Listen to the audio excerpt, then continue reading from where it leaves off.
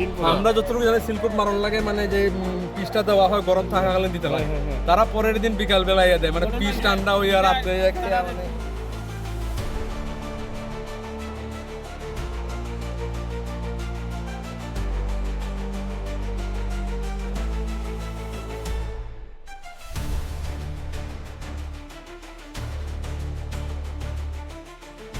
মানে কংক্রিট দেওয়া হয়েছে এর দ্বিতীয় পরবর্তী যে কাজ হয়েছে ওই দিকতে আবার কংক্রিট দেওয়া হয়েছে না।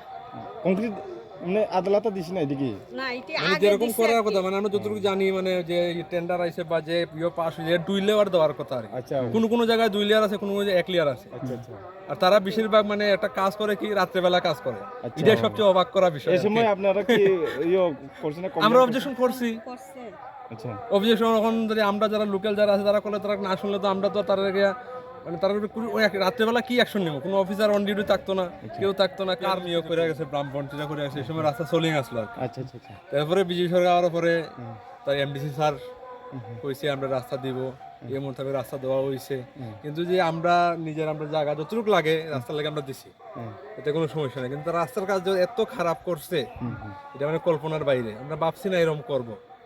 আমরা এটাই কথা, আমরা কথা রাস্তার আমরা ভালো লাগে, আচ্ছা আর কোনো কথা নাই এখানে। সরকারের কাছে বা আমরা মাননীয় যারা আছে এই দায়িত্বে আছে তারা সবার কাছে আমরা এটাই কথা, মানে আমরা রাস্তা যাতে ভালো হয়। আর রাস্তা যদি মানে আজকে রাস্তা করলে 1 মাস পরে ভাঙা জায়গা, সামনে বর্ষা আইতেছে, তো এটা তো সমস্যার সমাধান